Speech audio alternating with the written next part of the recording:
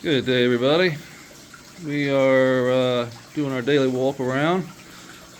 We just fed Scooter and Cooter, and both of them are up here. Scooter's really starting to come around. He's starting to get used to me, so he's definitely not as skittish as he was, as we can tell, because I'm right here over the pond. Here's Cooter waiting, eyeballing me for another worm. He's a worm hog. So we're working. Whoops. There we go.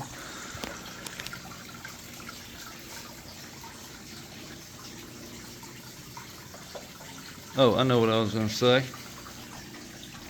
We got our gender genetics, or whether we got male or female. How about that? Let me get my words right. We had 10 plants that we sent off to Wilson Genetics here in Virginia, and to get our male or females back, and we got 1 out of 10 that was a male, so pretty good. And it was that one right there, that little one, so no big deal. This one's female, which is a good news, as I was really hoping it was. This is one of those from India plants. I'd have to look up, they called it something, anthium or something like that. I'll have to get the correct pronunciation for that for you. This is one that we were going to put outside. It's starting to come along a little bit. It's got some weird growth going on, but who cares? This one's starting to catch on. This was just a test. This was just something I put in as a baby to see if it would do anything. It actually is starting to grow. And we've got our autoflower over here. We've got 2 of them. This one here, and then that one there, which is already flowering, which is actually starting to smell pretty good.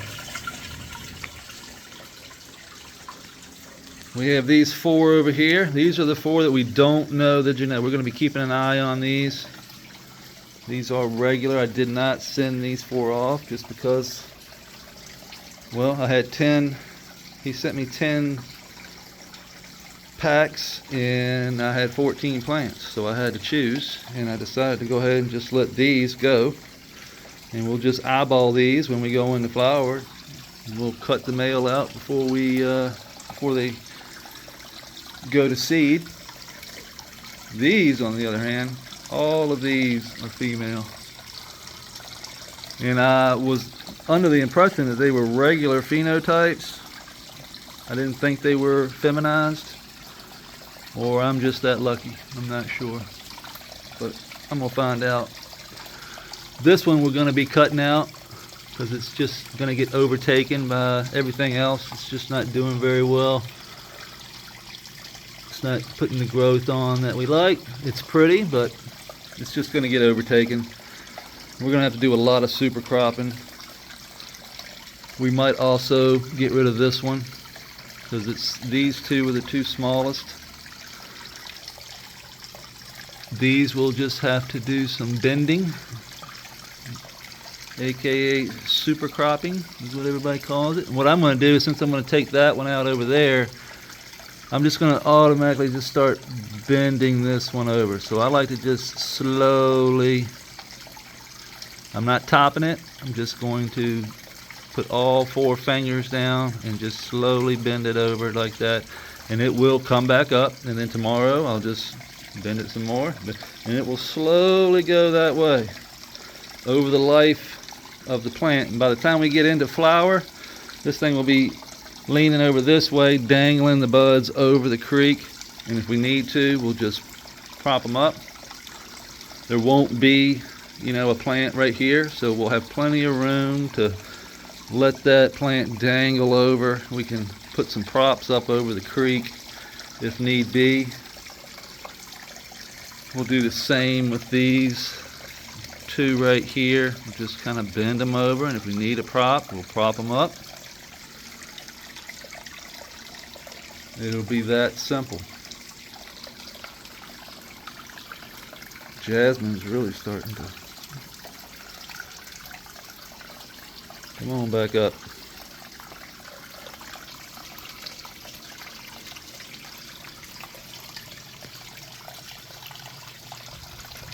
See the ivy really starting to take off. Now, ivy will get out of hand, but it's very easy to just take a pair of scissors and go clip, clip. And when we start clipping these bottoms, the tops will start to really grow and take off. The ivy really it wants to bunch up down here at the bottom. It always does, because it wants to produce as many vines as it can. That's why it just takes over everything. You can see it over here. We planted this last year, and this is what happens. I haven't touched it. It will just start shooting out everywhere. It's run underneath the edge and come up over here. And that's fine. We're just going to let it go.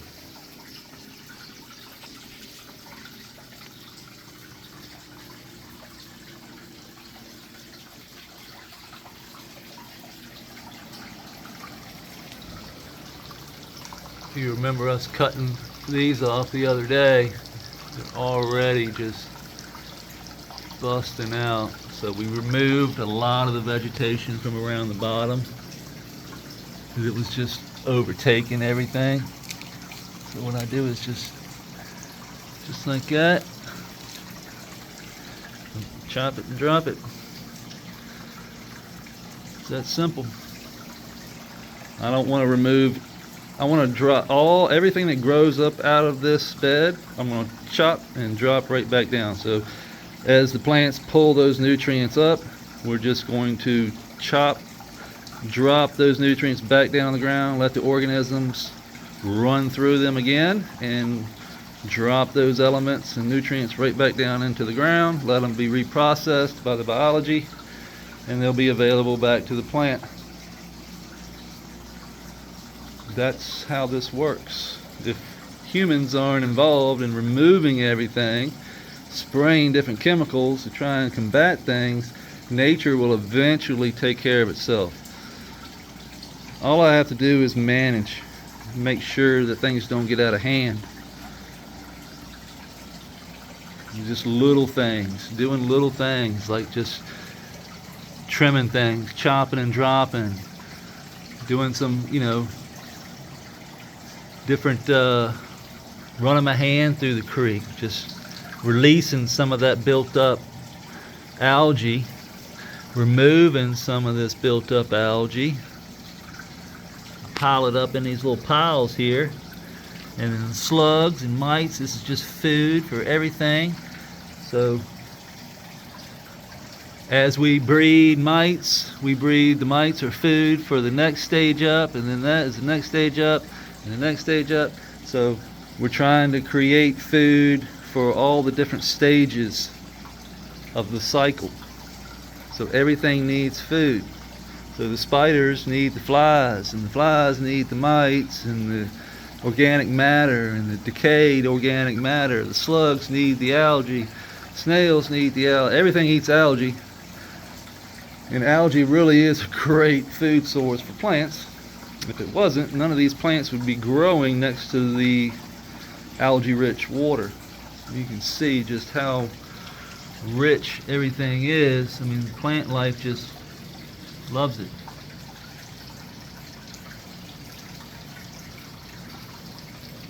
All the different grasses. We will have to probably add some more organic matter because the critters are just tearing it all up. You can see how it's been torn all up, but the moss, algae still likes to grow there, and all the plant life.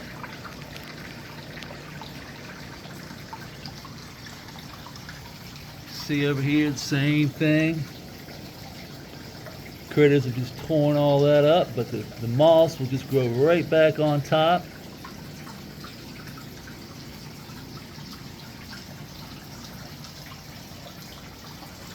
This autoflower is getting crazy. I mean, it's got these ginormous three-fingered leaves. It's quite, I mean, when I say ginormous, let me see if I can get over and give you a, look at this. Look at that. Things are huge.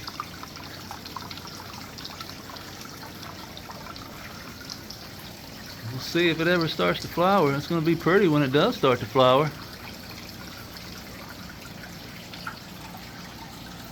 Well, that's today's walk around, everybody. I appreciate everybody taking a gander this morning. And we will see you tomorrow. Cooter and Scooter say, see you later.